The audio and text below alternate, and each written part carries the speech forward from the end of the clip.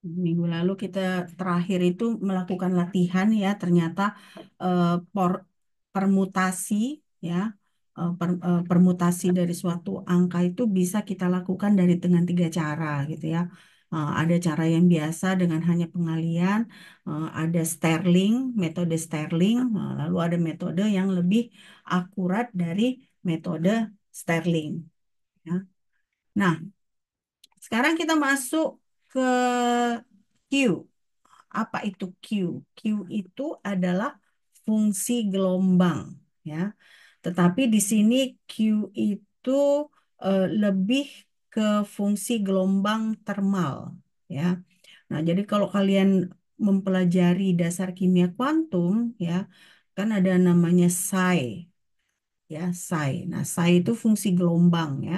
Nah, si Q ini sama juga dengan psi itu, hanya dalam arti Q ini ada kaitannya dengan suhu. Kalau saya itu kan dia lebih ke energi kinetik dan energi potensial. Nah, tapi kalau Q ini fungsi gelombang yang berkaitan dengan thermal. Nah, jadi bagaimana kita melihat si Q ini? Nah, Q ini ternyata adalah summation dari fungsi E pangkat negatif beta epsilon I. Nah, di mana jumlah dari summation-nya adalah I. Ya. Nah, dari sini kita ketahui kalau beta itu adalah seperkate. Seperkate. Jadi makanya kita sebut si Q ini fungsi gelombang tetapi dalam bentuk termal. Kenapa? Karena kalau kita lihat di sini fungsinya ini E pangkat negatif beta epsilon I. Nah, betanya itu seperkate. Ya.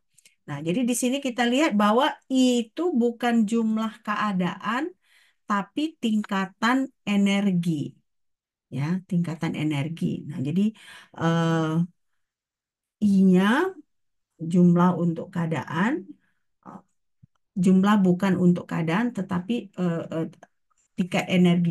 Jumlahnya untuk keadaan, bukan tingkat energi. Sorry, saya salah salah mengungkapkan. Oke, nah. Sekarang ada definisi alternatif. Nah, definisi alternatifnya apa? Kalau kita punya GI, ya, GI ini misalnya energinya sama. Kalau si GI ini ada beberapa GI yang energinya sama, kita sebut GI-nya itu adalah GI fold degenerate, ya, GI fold degenerate. Nah, jadi di sini kalau kita lihat Q juga bisa kita definisikan sebagai summation dari eh, GI E pangkat negatif beta epsilon I. Nah, ini kapan kita gunakan GI? Kalau energinya sama, ya. Nah, di sini juga kalau kita kita kita sebutkan ada epsilon nol. Nah, epsilon nol itu bukan berarti nilainya nol, tetapi dia merupakan keadaan terendah atau kita sebut sebagai nol energi. Ya, ini dia persamaan dua.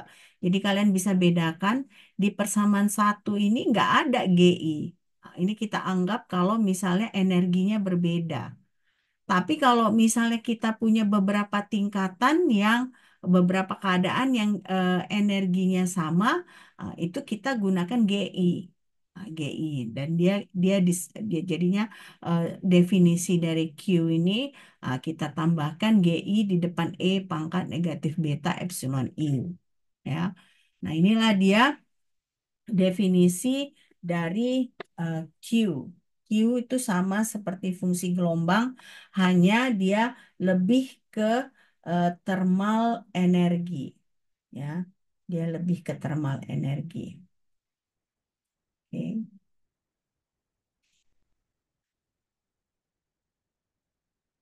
Nah, jadi kalau kita lihat ini gambar satu, ya, gambar satu, ini kan ada ini energi energi dalam keadaan nol, ya, energi terendah.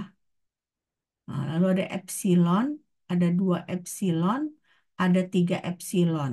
Nah, tadi kan kita sebut dia energinya sama, memiliki energi sama. Jadi kalau kalian baca, kalau kalian ingat lagi di dasar kimia kuantum, ada juga diagram seperti ini, tetapi jarak antara satu keadaan ke keadaan lain itu berbeda dia, berbeda. Tapi kalau ini dia nggak sama, sama-sama epsilon.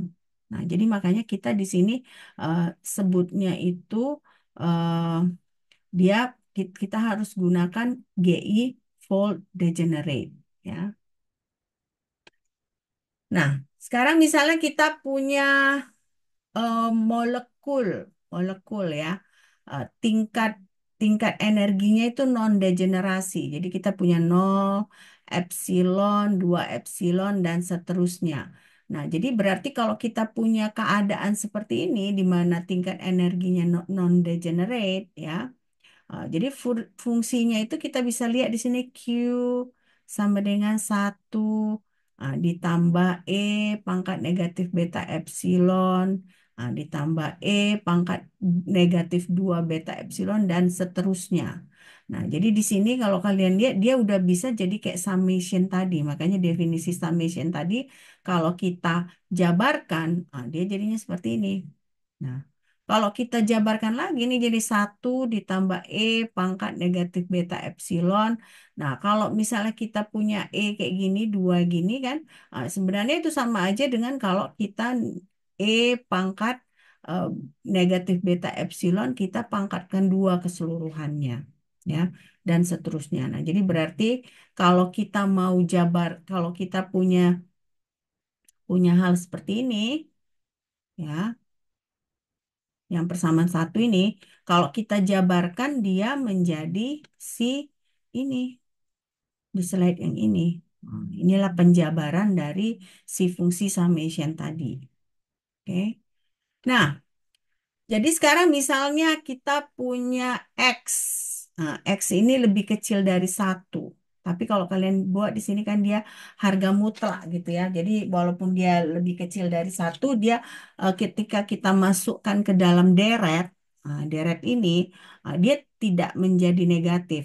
Karena dia kita buat harga mutlak. Nah, jadi makanya deretnya itu menjadi satu ditambah X tambah X kuadrat dan seterusnya. Kalau kita punya deret seperti ini, nah, kalau kalian belajar itu dulu matematika kimia ya, dia ada deret deret Taylor ya. Jadi kalau kita punya deret seperti ini kan sampai tar terhingga. Nah, kita sederhanakan, kita selesaikan, deret itu sama dengan satu dikurang X. Nah, jadi kalau kita punya misalnya X-nya itu tadi yang ini, kan kita tadi X-nya itu ini kan, ya kan, E pangkat negatif beta epsilon.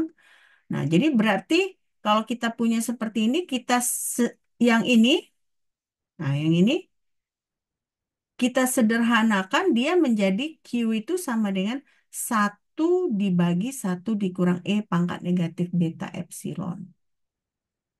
Ya, nah mulai dari summation, kita jabarkan summationnya. Nah, setelah kita perhatikan, dia merupakan deret geometris. Nah, penyelesaian dari deret geometris itu adalah ini, satu dibagi satu dikurang X. Akibatnya yang ini, penyelesaiannya adalah Q sama dengan satu dibagi satu dikurang E pangkat negatif beta epsilon. Ya. Nah, jadi berarti di sini eh, kalian pasti agak-agak panik gitu ya, pasti, pasti itu ya, karena mungkin sudah kita pelajarin dulu, cuman mungkin kalian udah pada lupa gitu. Tapi ya ini nanti lihat lagi catatan matematika kimia kalian. Anissa mungkin kemarin nggak sempat dapat matematika kimia ya,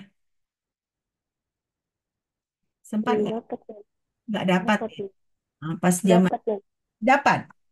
ya aman. Nah, nanti lihat lagi eh, siapa saya yang ngajar atau bukan? Bukan yang, Apa Pak Riki ya? iya Pak Rizky. Oke, Pak Riki. Nah, nanti lihat lagi catatannya. Di matematika kimia itu kita pelajari ya. Kita pelajari deret, deret Taylor ya. Nah, Dari situ nanti kita tahu bagaimana penyelesaiannya. Jadi saya nggak tunjukkan lagi karena asumsi saya kalian sudah sudah mengetahui. Oke, ntar ya ada WA pula ini.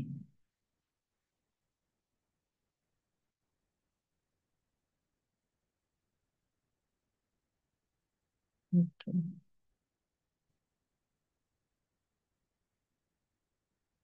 Oke.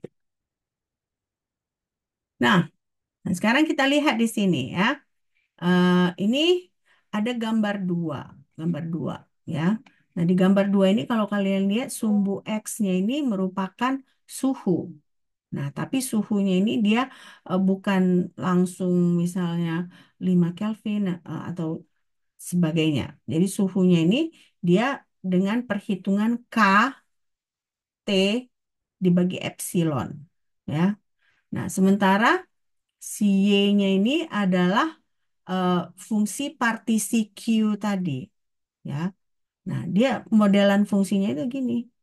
Nah, dia sedikit di sini ada lekukan, tapi lurus. Nah, inilah yang kita sebut sebagai osilator harmonik. Nah, jadi Q itu kita sebut juga sebagai osilator harmonik ya. Osilator harmonik. Oke, osilator harmonik. Nah, sekarang kita lihat tadi kan kita kita kita kita apa pelajari dari awal ada dia yang jaraknya itu seragam. Nah, yang jaraknya seragam tadi kan antara 0 epsilon, 2 epsilon, 3 epsilon. Nah, itu jaraknya itu sama. Nah, kalau jaraknya sama tadi kan kita sudah tentukan bahwa si Q itu sama dengan satu dibagi satu dikurang E pangkat negatif beta epsilon. Ya. Nah, ini yang kita sebut sebagai partisi tingkat seragam. Nah, jadi si epsilonnya itu, jadi jarak antara satu keadaan ke keadaan lain sama. Apa jaraknya? Jaraknya adalah epsilon. Ini kalau kita lihat lagi, ini. Tadi gambar tadi kan ada. Nah, ini kan antara satu keadaan ke keadaan berikutnya dia sama jaraknya. Apa jaraknya? Jaraknya adalah epsilon. Nah, dari sini kita bisa tahu bahwa Q-nya itu sama dengan satu dikurang ya. Satu dibagi satu dikurang E pangkat negatif beta epsilon. Oke. Nah, sekarang mulai kita memasuki bagaimana sebenarnya tingkatan energi dengan menggunakan distribusi Boltzmann. Nah, distribusi Boltzmann ini digunakan agar ketika kita mempelajari tingkatan energi pada molekul agar lebih akurat. Jadi kalau kalian ingat dulu, mungkin kalau kita mempelajari di kimia fisika satu, di kinetika, di kinetika itu ada awalnya dilakukan perhitungan. Nah, tapi perhitungan itu tidak menggunakan distribusi Boltzmann. Nah, ketika dilakukan eksperimen, hasil dari perhitungan itu tidak mendekati hasil eksperimen. Nah, tapi begitu dipakai distribusi Boltzmann ini, hasil dari perhitungan yang kita lakukan, dia mendekati hasil dari eksperimen. Nah, jadi berarti kalau kita melakukan penentuan tingkat energi dengan menggunakan distribusi Boltzmann, nah itu hasilnya akan mendekati hasil eksperimen. Nah, khusus untuk distribusi Boltzmann ini biasanya ada kaitannya dengan suhu. Ada kaitannya dengan suhu. Nah, jadi misalnya kita buat buat di sini ada fraksi ya. Nah, fraksi itu kita sebut sebagai PI. Nah, PI itu adalah sama dengan NI dibagi N. Nah, N itu kemarin kan apa? Jumlah dari total populasi. Sementara NI adalah berapa jumlah molekul pada tingkat keadaan I. Ya, jadi kalian harus bedakan. Kan minggu lalu kan kita ada belajar, ada 21 jumlah eh, totalnya. Nah, sementara pada tiap tingkatan ada jumlah tertentu. Nah, itulah NI. Nah, jadi bedakan antara Ni dengan N.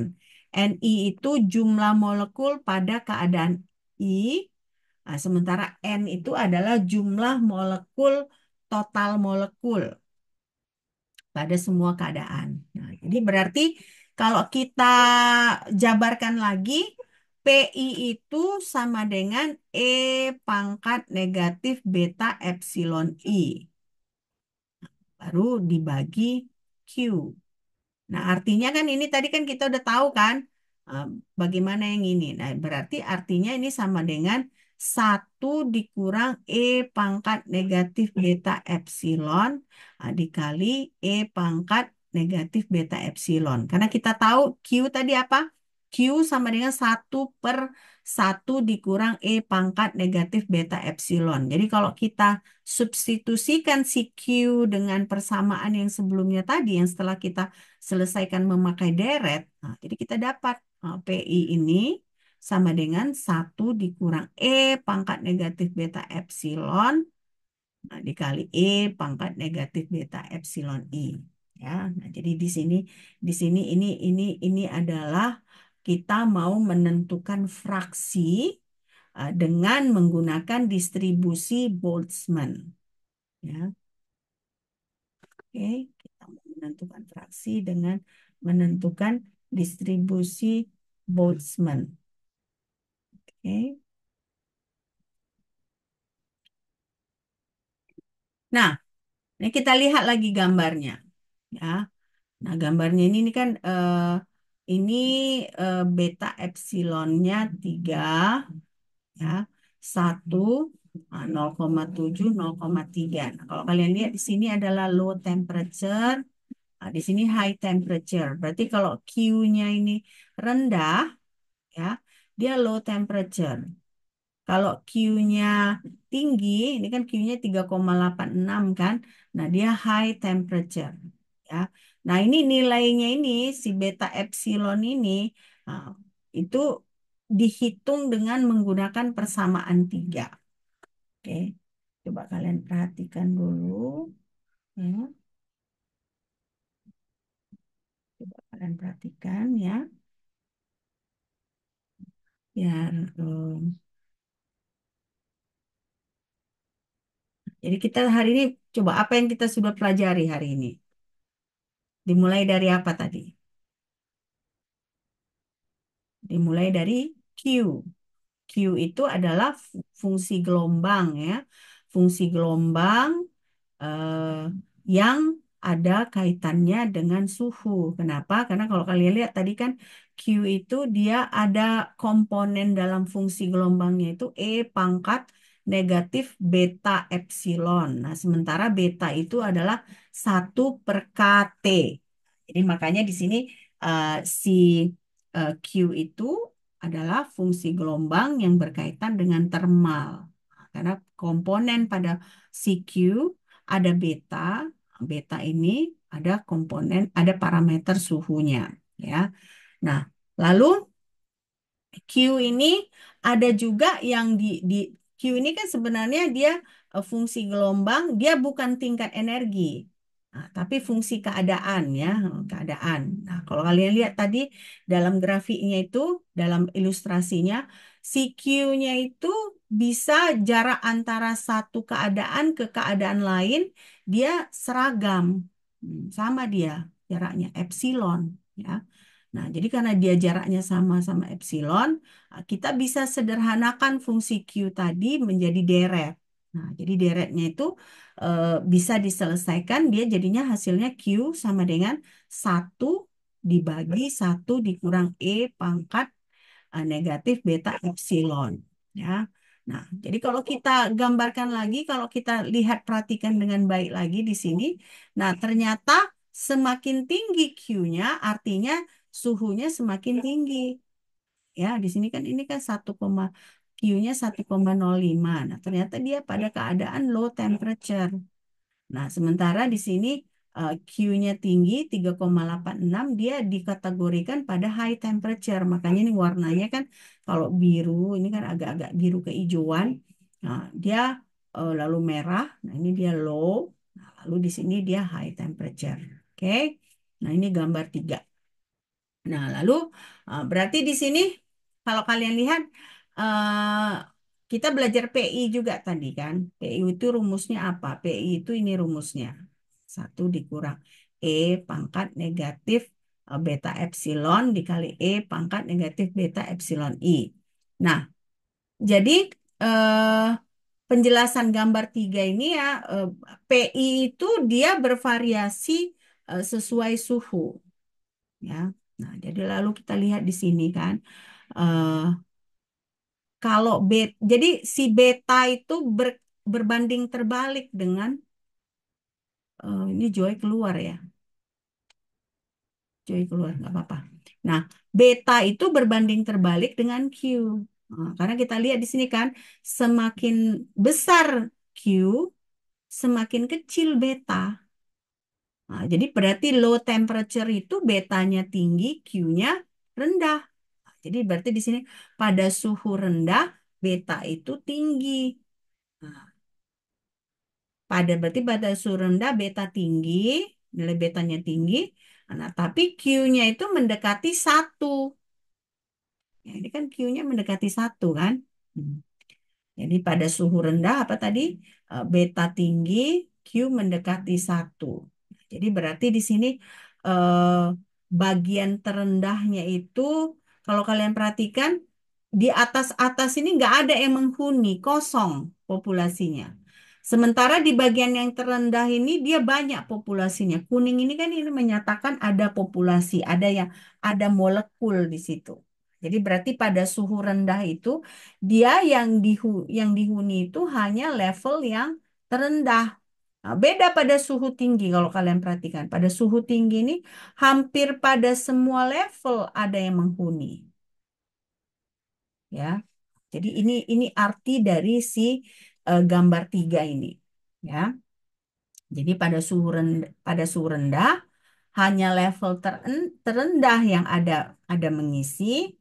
Sementara pada suhu tinggi ini hampir semua, walaupun dia semakin tinggi levelnya itu semakin sedikit populasinya. Jadi tetap populasi yang terbanyak itu ada pada level paling rendah, ya. Jadi maknanya di sini hanya keadaan bagian terendah yang dihuni secara signifikan. Jadi pada gambar 3 itu kan kalian lihat hanya keadaan 1 dan 2 yang ada. Keadaan bukan keadaan nol. Nah, keadaan 0 dan 1 yang ada isinya. Keadaan nol dia memang dominan.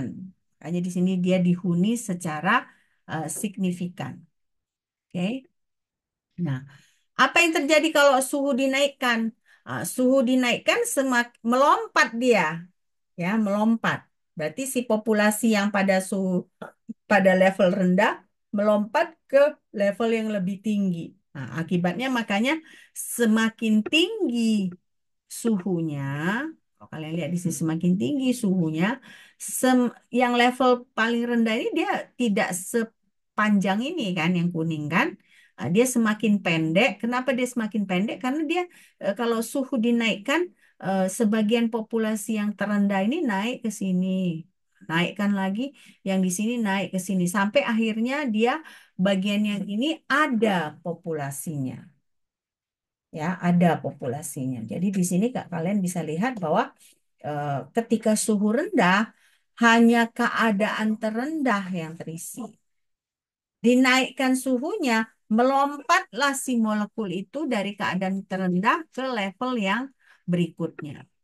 Jadi, makanya dia bergantung pada suhu. Jadi berarti makanya hal inilah yang menyebabkan ketika suhu tinggi itu level paling atas pun ada yang mengisi, ya, ada yang mengisi.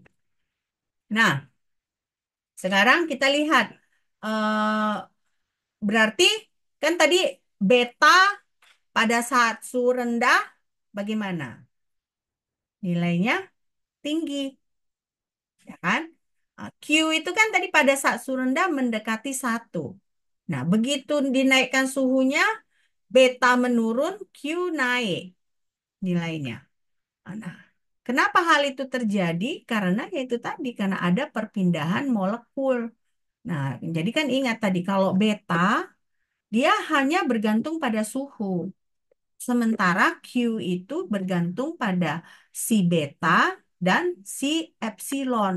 Nah, jadi begitu ada perpindahan molekul, akibatnya nilai Q-nya itu meningkat. Nah, artinya kalau nilai Q-nya itu meningkat, berarti si molekul itu semakin terdistribusi pada berbagai partisi. Ya,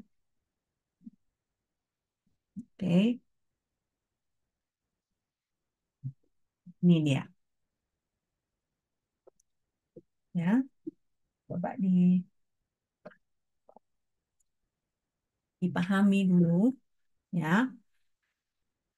jangan sampai saya aja yang ngomong kan. Kalian juga nanti nggak itu kan. Sampai di sini kalian sudah mengerti kan? Udah mengerti belum? Nah, nanti Anissa mungkin bisa share ke Joy catatan matematika kimianya, ya kan, tentang deret. Nah, mungkin kalau nggak tahu di USU ada nggak belajar tentang deret Taylor gitu, Joy? Oh, ya. Tidak ada, Mas. Oh, udah boleh. Nggak ada ya. Nah, jadi biasa nanti lihat catatannya Anissa itu perlu ya memang kalian mungkin bukan arahnya bukan ke teoritikal ya. Eh, tapi nggak ada salahnya mengerti eh, Derek Taylor ini, ya kan? Nah, oke, nanti coba dilihat lagi catatan Anissa ya. Oke. Nah, jadi sekarang misalnya kita punya sistem dengan dua keadaan. Berarti kan kita punya epsilon nol dengan epsilon 1. Jadi berarti fungsi dalam dua keadaan itu berarti Q-nya itu sama dengan 1 ditambah E pangkat negatif beta epsilon.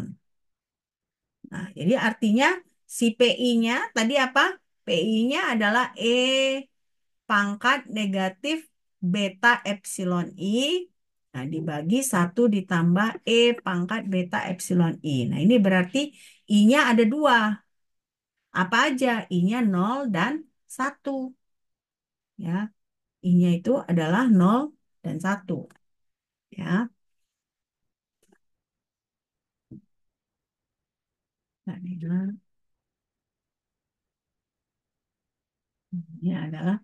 I-nya adalah 0 dan 1. Nah, lalu berarti eh, populasinya itu P0 berarti ada dua populasinya P0 dan PI.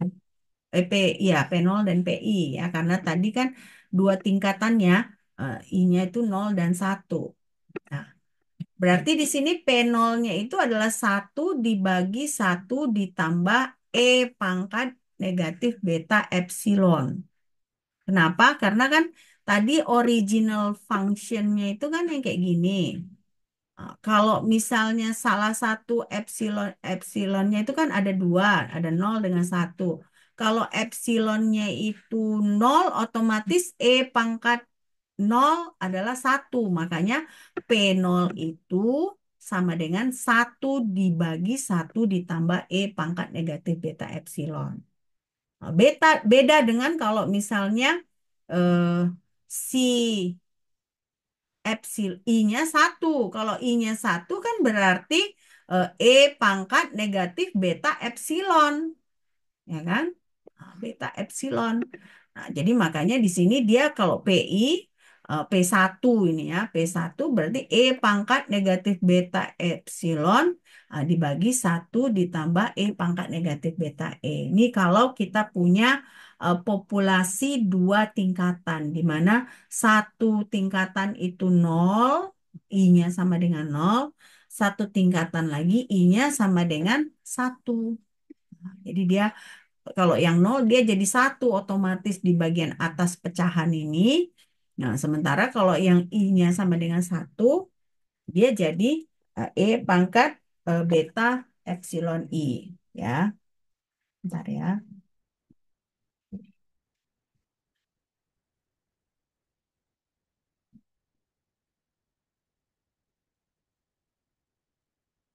Bentar ya.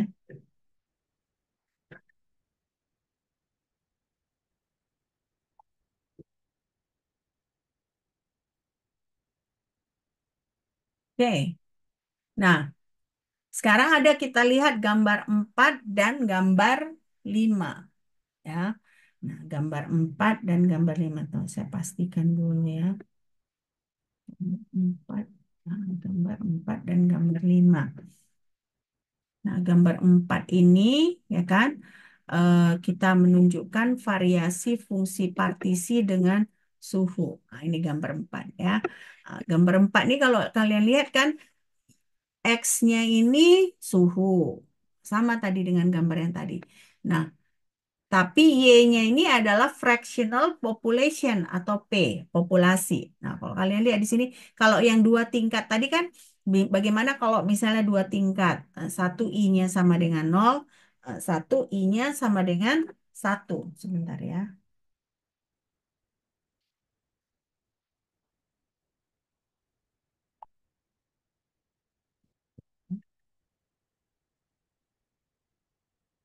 Ya. Nah, jadi kalau kalian lihat di sini ini naik, kalau kan tadi P0 dimulai dari satu kan, nah, jadi naik turun. Nah, sementara kalau P sama dengan I-nya sama dengan satu dari nol naik sampai di sini. Tapi nggak pernah bertemu mereka. Sampai infinity pun nggak akan bertemu. Cuma semakin mendekati ya. Nah, lalu di sini kita bisa lihat lagi ya. eh Dia ada juga keadaannya seperti ini. Dia ini seperti kayak eksponensial ya. Mendekati 0,5. Ini juga dia mendekati 0,5. Berarti dari 0 mendekati ke 0,5. Nah, lalu dari 1 juga mendekati 0,5. Tapi apakah akan menyentuh? Enggak. Dia hanya,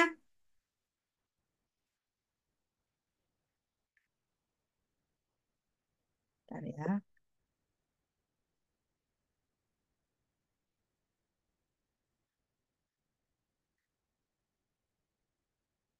Oke, nah inilah gambar 4 ya. Nah, gambar 5 ya. Nah, ini juga gambar 5 mirip ya dengan yang tadi. Pokoknya dia selalu mendekati 0,5. Tapi apakah dia menyentuh? Tidak. Ya. Mendekati, dia hanya mendekati. Jadi memang lama-kelamaan semakin tinggi suhu si sistem dua tingkat itu dia pasti jumlah populasinya menjadi sama ya, tapi nggak akan pernah menyentuh, selalu mendekati dia ya. Ini dia gambar 4 dan gambar 5. Sekarang kita mau mempelajari lagi kalau kita punya P2 dan P1 yang sama gitu. Apa yang terjadi? Jadi misalnya kita punya P2-nya setengah, P1-nya setengah. Nah, Q-nya itu sama dengan 2. Jadi si suhu itu mendekati tak terhingga, beta mendekati nol. Kalau kita punya keadaan seperti ini, apa yang terjadi? Coba, kira-kira bagaimana? Ya. Jadi bagaimana kita menentukan kalau keadaan seperti ini? P2-nya sama dengan setengah, P1-nya juga P2 tuh. Oh, salah saya. Ini bukan P2 ya. P0. Ya, P0. Kan tadi juga P0 ya. P0-nya ya, sama dengan setengah. P1-nya sama dengan setengah. Artinya apa? Artinya berarti si dua tingkat itu populasi fraksionalnya itu dia eh, populasi fraksionalnya itu dia setara gitu ya. Setara. Jadi berarti dia P0-nya setengah, P1-nya setengah. Oke. Nah, ini balik lagi tadi ke gambar 4. Saya pun bingung kan. Ya, pokoknya itulah ya. Ini bedanya itu ya gambar yang eh, ini Q Y-nya. Kalau tadi gambar yang tadi kan ini kan eh, P Y-nya. Jadi kalau kita ubah Y-nya itu jadi Q, kan? Jadilah gambar yang ini. Gambar yang ini. Dia dia meningkat gini. Artinya apa? Semakin tinggi suhu, tadi Q-nya semakin tinggi. Hmm. Jadi berarti dia semakin mendekati nilai 1,4. Jadi ketergantungan. Jadi berarti artinya si Q bergantung pada suhu, si Q bergantung pada beta juga. Kenapa? Karena beta bergantung pada suhu. Ya, ini dia. Nah, ini juga kalau kalian lihat di sini ya, berarti kalau misalnya T-nya menuju nol, ya kan, T-nya menuju nol, berarti eh, nah, ini kan yang ke satu ini dia T-nya menuju nol, sementara si yang satu lagi T-nya menuju tak terhingga gitu. Jadi beda keadaan dia ya. Satu dia semakin dingin ya, semakin low temperature. Satu dia semakin tinggi temperature-nya. Jadi bedakan antara yang dia low temperature dengan yang high temperature. Nah, sekarang kita lihat bagaimana kalau dia T-nya mendekati nol. T-nya mendekati nol. Berarti kan kalau beta itu kan 1/KT. 1 dibagi nol itu adalah tak terhingga. Artinya kalau dia T mendekati nol, eh, betanya itu akan tak terhingga. Jadi berarti makanya suhunya sangat-sangat rendah. Ya, ini terjadi kalau T mendekati nol. Nah, apa akibatnya terhadap Q? Nah, artinya Q-nya juga jadi sama dengan nol. Ya, kenapa? Karena kalau E pangkat negatif tak terhingga, jadinya nol sama dengan nol. Beda dengan E pangkat nol kan. Kalau E pangkat nol itu kan eh, dia 1. Tapi kalau ini kan dia tak terhingga ya. Tak terhingga. Jadi X-nya menuju tak terhingga. Oke. Nah, ini tapi ada pengecualian. Pengecualiannya bagaimana? Pengecualiannya kalau dia energi paling rendah gitu ya, energi paling rendah. Nah, energi dengan level paling rendah itu kan dia epsilon nol ini. Nah, epsilon nol ini kita sebut sebagai level nol, tapi walaupun di situ dia tidak nol kan. Nah, jadi di sini ada istilahnya G nol. G nol itu adalah energi nol ya. Nah, tetap tetap aja betanya apa? Betanya adalah epsilon nol per KT. Jadi, jadi dia dia nilainya bukan nol, tapi kita bilang yang terendah itu sebagai energi nol. Tapi ini pengecualian dari yang ini tadi. Pengecualian. Oke. Nah, lalu bagaimana ketika T sama dengan nol? Jadi kan ada tadi kan T menuju nol, ada T menuju tak terhingga.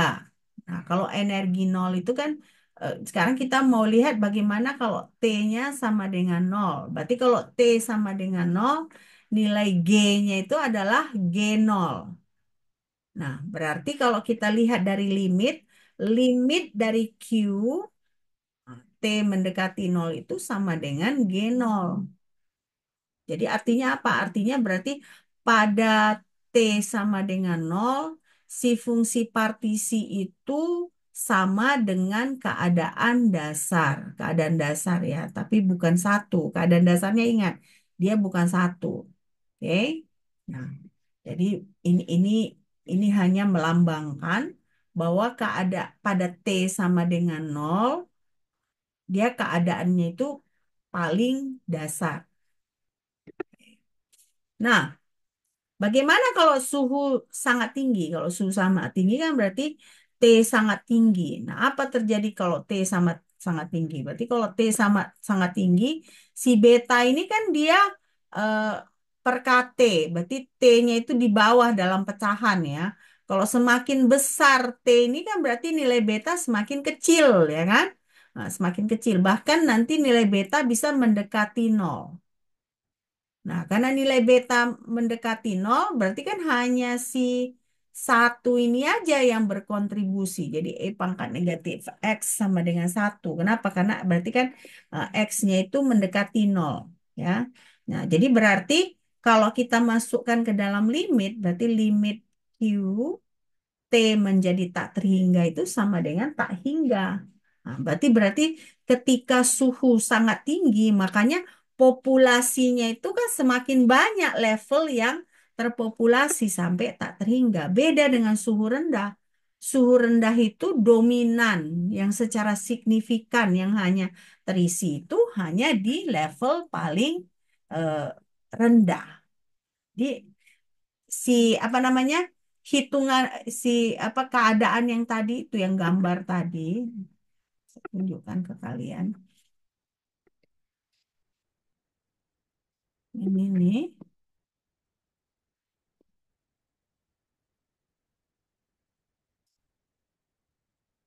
ini ternyata bisa dijelaskan dengan memakai perhitungan distribusi Boltzmann ya jadi pada suhu rendah hanya paling paling bawah yang terisi pada suhu tinggi hampir semua terisi. Makanya kan limit dari Q ketika T-nya itu mendekati nol, dia sama dengan G0, ya kan?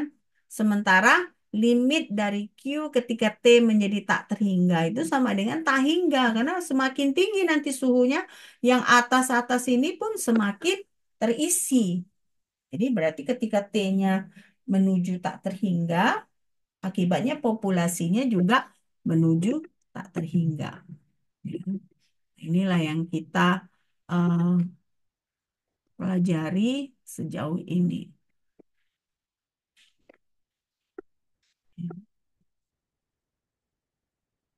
Oke, ini tadi udah ya.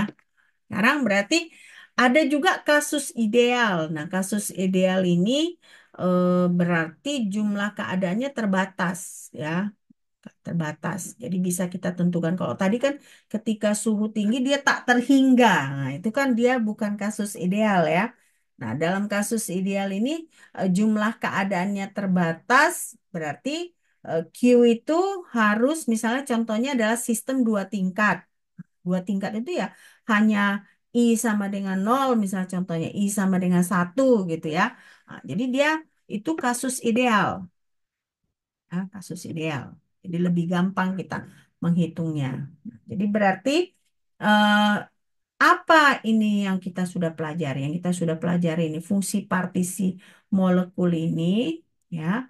Artinya kita hanya bisa mengindikasikan bahwa jumlah berapa level yang bisa dihuni oleh molekul eh, berdasarkan suhu.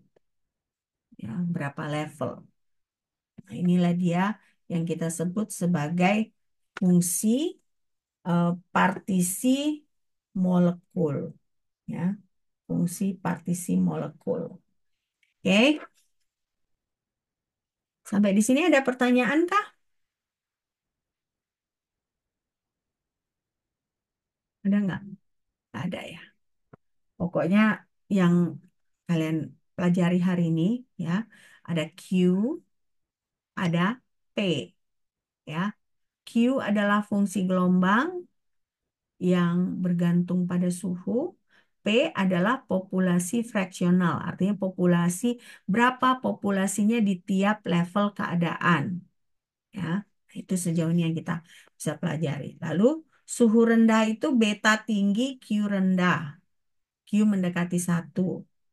Suhu tinggi, beta rendah, Q besar, semakin besar nilainya. Kenapa? Karena semakin tinggi suhu, molekul itu bisa berpindah dari satu keadaan ke keadaan yang di atasnya. Nah, sekarang kita masuk ke fungsi partisi, kontribusi untuk fungsi partisi. Nah, jadi misalnya kita punya epsilon I, ya, Nah, epsilon itu kan seperti kayak energi, ya, energi. Nah, energi molekul. Nah, energi molekul itu berasal dari misalnya ada T. Nah, T itu adalah translasi. Lalu ada R. R itu adalah rotasi. Lalu ada V. V itu adalah getaran. Terakhir ada E. E ini merupakan elektronik. Artinya apa? Artinya kalau kita punya molekul, ah, si molekul itu kan ada gerakannya ya. Ada gerakan translasi, ada gerakan rotasi, ada vibrasi, lalu ada elektronik. Artinya energi dari pergerakan molekul itu berkontribusi dari gerakan translasi, gerakan rotasi, gerakan vibrasi, dan gerakan elektronik. Jadi inilah persamaan 8 ini. Persamaan 8 ini menyatakan bahwa energi molekul itu tidak hanya dari satu sisi keadaan. Makanya kalau kalian belajar, sebenarnya kalau kalian belajar FTIR, eh, basic dari FTIR itu sebenarnya adalah kuantum, ya, kuantum chemistry. Nah, spektroskopi itu kan kita mempelajari sebenarnya bagaimana kontribusi tingkat molekul sehingga kita bisa identifikasikan si molekul tersebut, ya. Inilah dia kontribusi dari eh, different mode, ya, different mode. Nah, apa yang terjadi kalau interaksi molekulnya diabaikan? Nah, ya, jadi misalnya kalau ini kan kita baru lihat hanya dari satu molekul ya. Antar molekul belum kita lihat. Nah, jadi berarti di sini eh, tetapnya kalau kita mau melakukan perhitungan-perhitungan pasti harus ada yang kita abaikan dulu. Kita abaikan. Artinya maksudnya kita anggap nggak ada. Nah, jadi persamaan 8 ini ya, ini artinya kita tidak memperhitungkan interaksi satu molekul dengan molekul lain. Jadi persamaan 8 ini kita hanya fokus pada satu molekul. Jadi berarti di sini kan hal persamaan 8 itu baru bisa bisa kita hitung kalau misalnya interaksi antar molekulnya kita abaikan. Karena kalau misalnya interaksi molekul kita perhatikan lagi, dia semakin rumit. Jadi makanya di sini molekul persamaan 8 itu kita anggap molekulnya adalah molekul yang independen.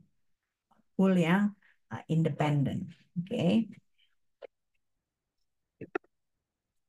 Nah, ini kan ada tadi apa translasi, rotasi, vibrasi, dan elektronik. Nah, elektronik itu sebenarnya secara teori dia itu bukan mode gerak, tetapi agar kita gampang menghitungnya, ya, jadi supaya kita lebih bisa menghitung persamaan 8 ini, kita masukkan dia ke dalam mode gerak. Nah, kenapa si elektronik ini bukan mode gerak? Karena si elektronik ini sebenarnya dia eh, ketika molekulnya berinteraksi dengan molekul lain.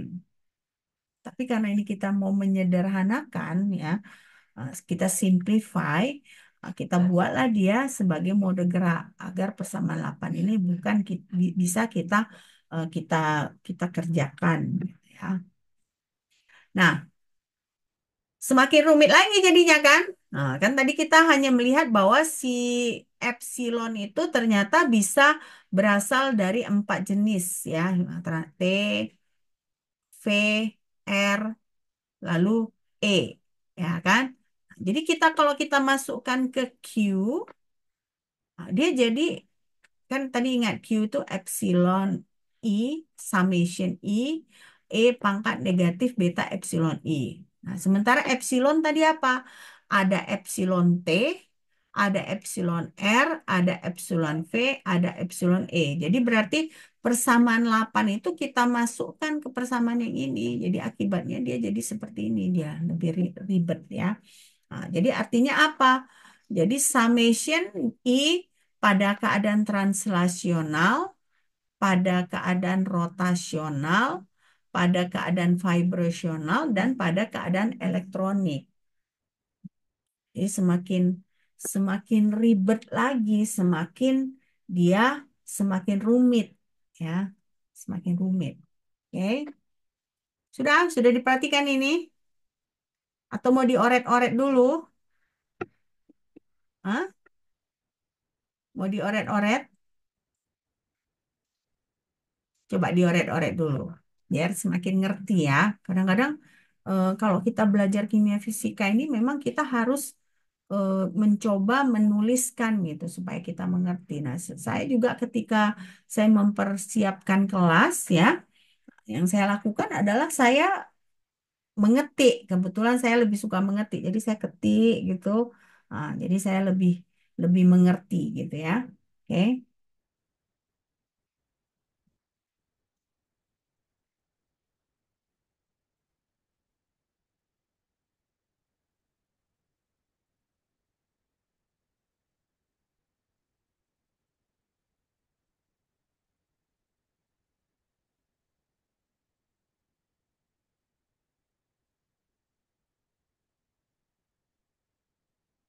oke, selesai. Coba dioret-oret pelan-pelan ya.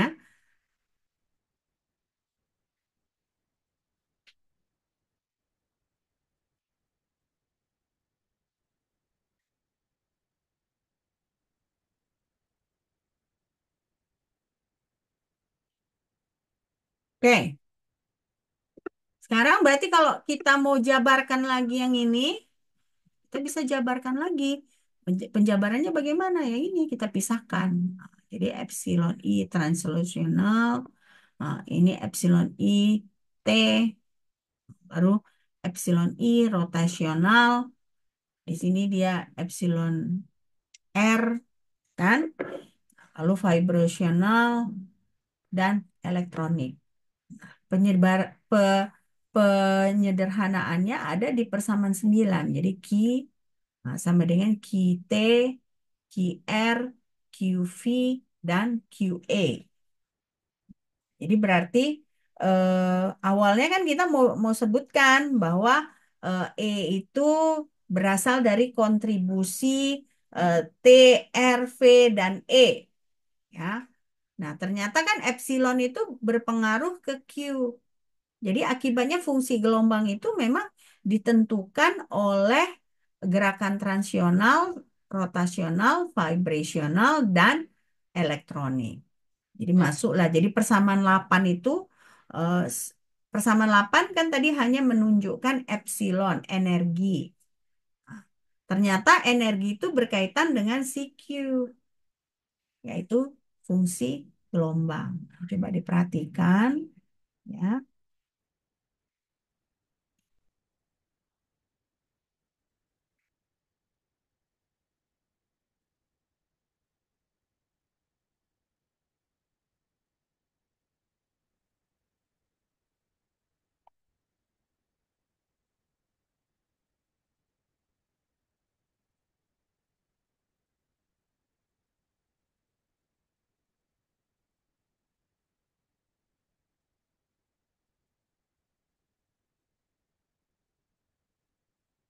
Oke, selesai nih.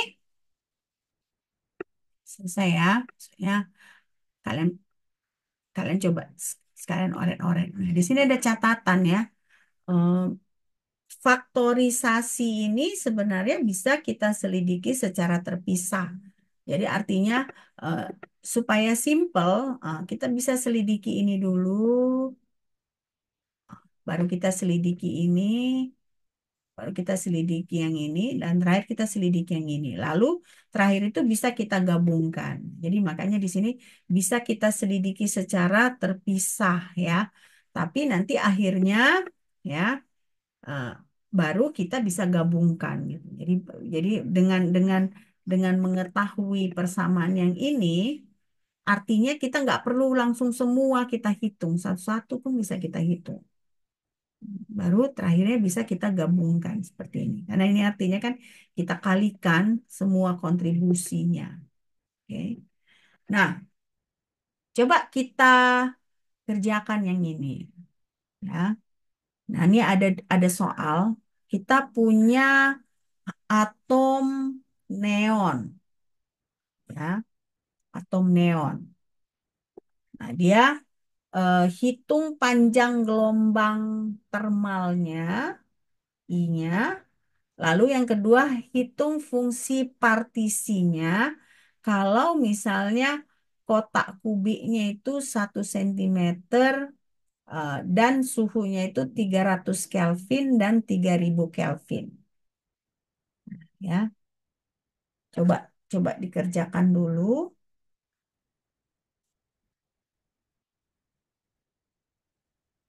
Coba dikerjakan ya. Saya kasih waktu 10 menit ya. Coba, coba dikerjakan.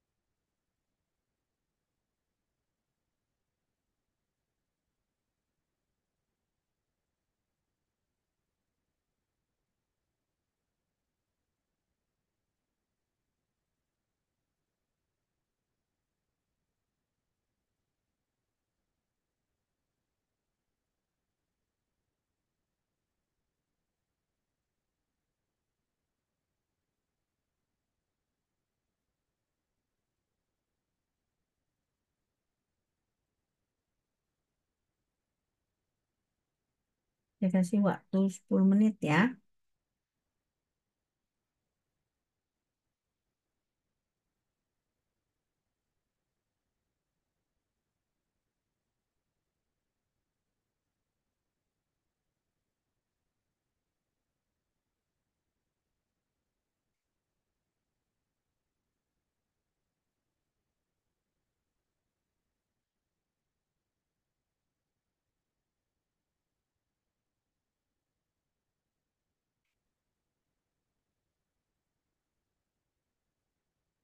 Rumus panjang gelombang termal, kalian tahu?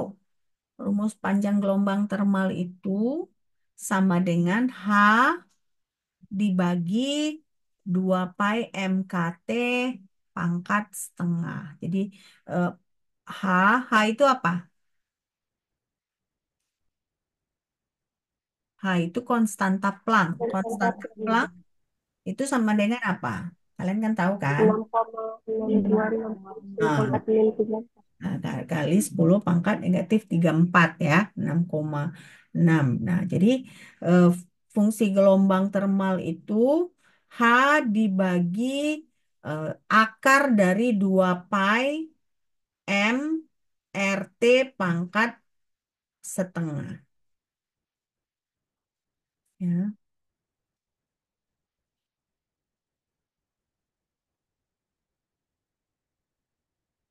coba kalian kerjakan dulu, lalu kita sama-sama. Nah, ini kalau yang dua kan fungsi partisi translasi berarti kan QT-nya ya. QT-nya yang kalian hitung.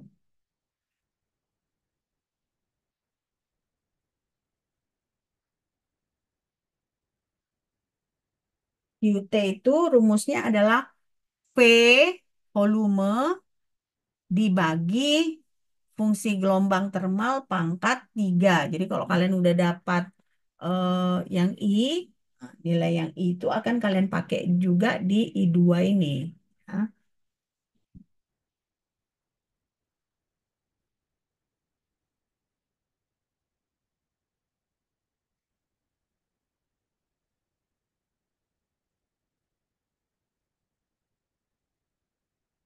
Ini salah satu juga yang bakal keluar ujian ya.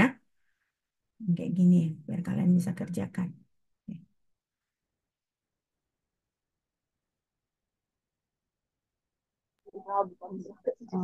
Izin men. Kenapa, Joy? Yang nilai Berarti pada suhu 300 Kelvin itu Hmm, nilainya 2,24 kali 10 pangkat minus 11. benar, benar. Jadi jawabannya adalah ah, ini kita apa dulu ya? Ini kan lambang dari panjang gelombang termal, kan? H dibagi 2 pi MKT pangkat setengah. Lalu M ini, M yang di sini ini sama dengan M besar dibagi bilangan Avogadro. Nah, lalu K-nya, K di sini adalah R dibagi bilangan Avogadro. Jadi berarti kan ada bilangan Avogadro. Nah, bilangan Avogadronya jadinya satu kan. Jadi NA aja dia kan, karena ini pangkat setengah jadinya pangkat satu kan. Jadi makanya bisa kita naikkan di sini H dikali NA. Nah, jadi di bawahnya tinggal 2 pi M besar ini massa molar. Makanya kan dikasih tahu tadi apa? Kita punya AR kan, argon ya, neon ya. Neon atau argon tadi? Neon. Neon. Nah, neon. Jadi massa molar dari neon. Nah, R itu adalah konstanta gas ideal. T-nya berapa tadi? T-nya adalah 300 yang I ya. Nah, berarti QT-nya itu adalah si volume dibagi fungsi panjang gelombang termal pangkat 3 ya. Nah, jadi kita dapatkan tadi ini berarti kita masukkan nilainya. Tadi Joy bilang berapa? 2,244 kali 10 pangkat negatif 11 ya Joy. Iya. Nah, 11. Nah, lalu selanjutnya kita harus cari juga yang 3000 Kelvin. Yang 3000 Kelvin berapa? Nah, yang 3000 Kelvin dia adalah jawabannya 7,095 kali 10 pangkat negatif 12. Oke. Nah, kalau yang I2-nya udah dapat. I2-nya, I2-nya kan berarti pakai rumus yang ini kan? Nah, ini. Volumenya gimana? Volumenya kan katanya kubik. Kubik dengan sisi 1 cm. Berarti volumenya berapa? 10 pangkat minus 6 meter pangkat 3 men. Nah, 10 pangkat negatif 6 meter pangkat 3. Oke. Nah, berarti QT-nya kan Q translasi, fungsi partisi translasinya itu adalah volume dibagi panjang gelombang termal pangkat 3. Jadi pada suhu 300 berapa QT-nya? 8,72 kali 10 pangkat 25. Ya kan? Nah, QT pada 3000 2,76 kali 10 pangkat 27. ya. Nah, ini dia, ya kan? Fungsi translasi kan ini dia rumusnya. Oke. Berarti di sini 8,85. Kalau belakang koma ini agak-agak nggak sama, itu karena bergantung pada eh, kalkulator ya. Lalu pada 3000 Kelvin, tadi kalian dapatnya kan juga mendekati ini, benar nggak? Kali 10 pangkat 27. Oke. Nah, ini adalah contoh yang pertama. Contoh yang kedua, coba hitung rasio fungsi partisi translasi antara argon dan neon pada suhu dan volume yang sama dengan soal nomor satu.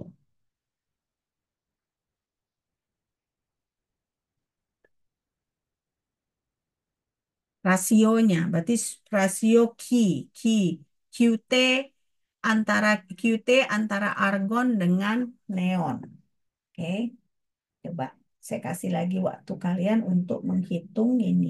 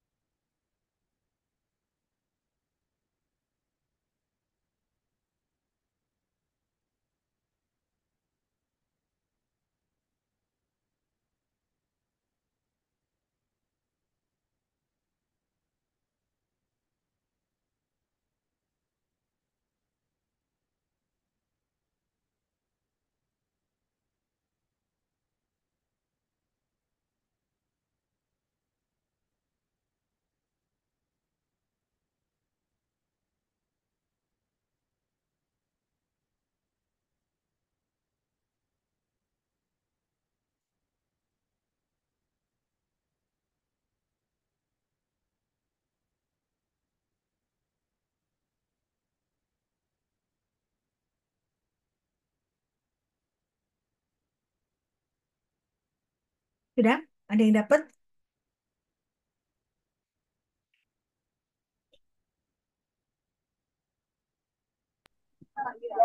Original hasilnya 2,78. Iya, 2,785. Nah, ini membantu karena ada suhu dan volume yang sama. Nah, itu membantu ya. Volume dengan suhunya bisa kita cancel out ya. Jadi berarti kan kita hitung pakai ini kan. Volume dibagi fungsi partisi pangkat 3 ya. Fungsi gelombang termal pangkat 3. Ya, ini sementara ini kan H dibagi 2 pi MKT. Artinya T-nya ini bisa kita cancel ya. Jadi eh, kita punya ini kan. Nah, ini satu Ne, satu argon, sama-sama di pangkat 3, ya kan? Karena eh, eh, Q, ya. Nah, jadi kita kita ada yang bisa kita cancel, H bisa kita cancel, 2 pi bisa di cancel, ya kan? Nah, lalu yang nggak bisa di cancel itu hanya M, MNE dengan MAR, yang artinya apa? Massa molar. Nah, massa molar dari neon dengan argon. Nah, jadi artinya perbandingan fungsi gelombang translasi dari argon dan neon itu sama dengan massa dari argon dibagi massa dari Ne pangkatkan 3/2.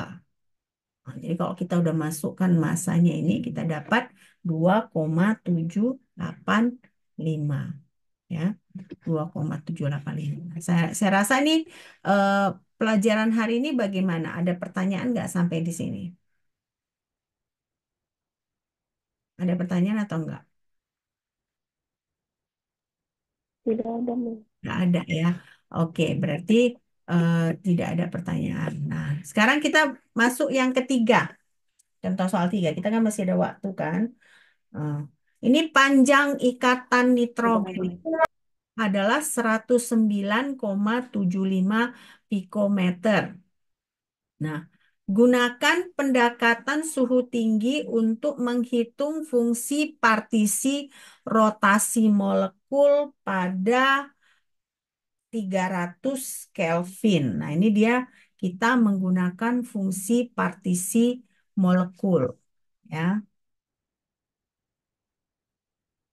Coba apakan dulu, dipikirkan dulu kan sebelum kita diskusikan. Jadi tadi bedanya kalau yang tadi kan masih translasi, ya kan? Nah, yang ini rotasi. Jadi artinya apa?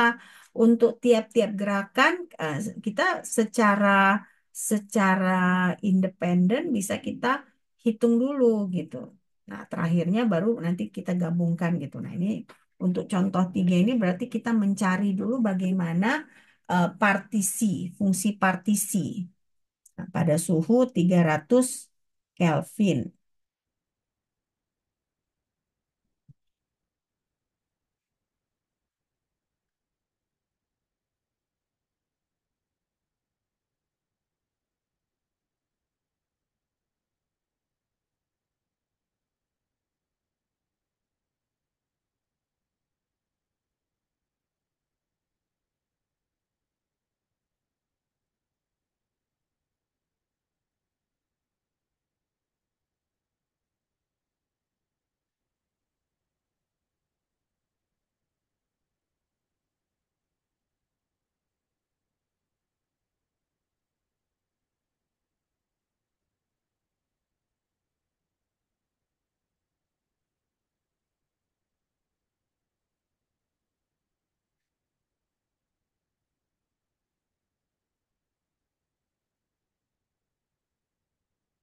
Sudah? Kira-kira? Oh, ini saya kasih clue-nya ya. Saya kasih clue-nya. Nah, jadi kalau fungsi partisi rotasi itu kan QR. Nah, QR itu adalah KT dibagi 2H CB. Nah, ini B itu adalah konstanta rotasi. Nah, B itu sama dengan H dibagi 4 pi C I. Ya, oke, coba kalian catat dulu.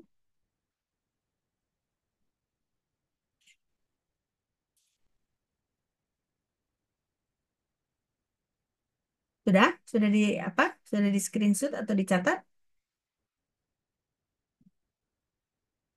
Sudah belum? Sudah, Ma'am. Ya. Nah, sekarang I itu adalah momen inersia. Ini kan di sini ada I kan? Ini ada I. I itu adalah momen inersia. Nah, untuk molekul diatomik. Kalau N2 itu kan kita sebut sebagai molekul diatomik ya.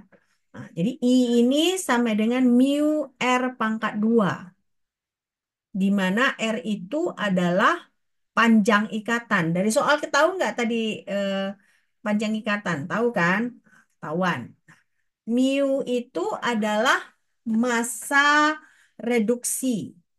Nah, massa reduksi itu rumusnya adalah Ma dikali Mb dibagi Ma tambah Mb. Nah, otomatis karena kita punyanya N2, berarti sama-sama nitrogen. Nah, ini kan diatomik tapi homonuklir jadinya ya. Beda kalau misalnya ada diatomik tetapi dia beda beda beda atom ya. Misalnya contohnya HCl. HCl itu kan diatomik juga kan H dan Cl. Nah, tapi dia satu H, satu Cl. Nah, tapi kalau N2 dia atomik tapi sama. Nah, jadi berarti Ma dengan Mb-nya sama. Jadi makanya mu-nya di sini sama dengan Mb dibagi 2. Ya, Mb dibagi 2. Oke. Nah, jadi berarti di sini kita bisa gunakan M-nya itu tadi apa? M besar dibagi bilangan Avogadro. Nah, jadi kalau kita substitusikan yang ini, jadi mu-nya ini MB dibagi 2Na. Coba kalian hitung. Berarti I apanya? I-nya sama dengan berapa? Hitung I-nya dulu. Hitung I-nya dulu coba. Mu-nya kan bisa kalian hitung kan? Iya, bisa, Ma'am. Berapa? I-nya satu Satu? minus 46 kilogram meter kuadrat ya. Iya, benar. Udah. 1,4 kali 1,4 dikali 10 pangkat negatif 46 kilogram meter pangkat 2. Gitu ya, Joy? Oke. Nah, berarti 1,4. Iya. QR-nya berapa? QR-nya 104,57. 104,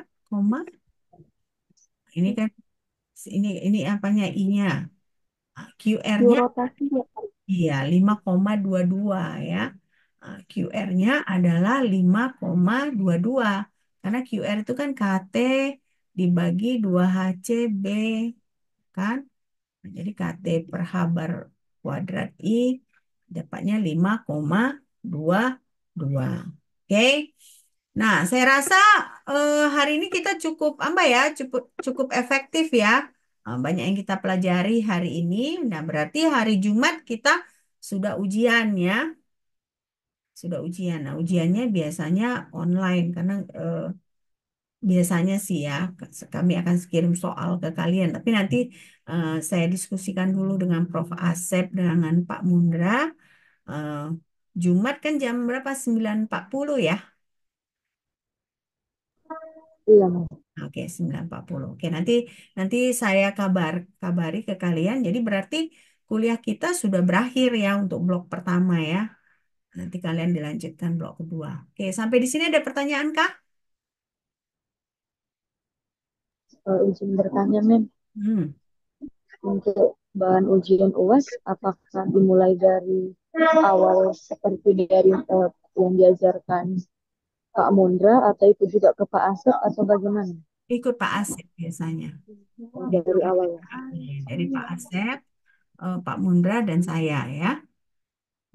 Oke, nah saya kan tadi saya udah bilang kita kan ada contoh-contoh. Nah, nanti yang keluar di ujian untuk kontribusi saya ya yang contoh-contoh yang saya sudah berikan ya, mendekati contoh-contoh yang sudah saya berikan. Nah, nanti Pak Mundra tentunya ada soal-soal mereka lagi yang lain. Oke? Ya. Sudah ada pertanyaan yang lain lagi? Tidak ada. Tidak, oke. Sampai jumpa nanti ya hari hari apa namanya Jumat mungkin secara online kita lihat. Oke, ya udah saya izin untuk mengakhiri perkuliahan ini. Bye.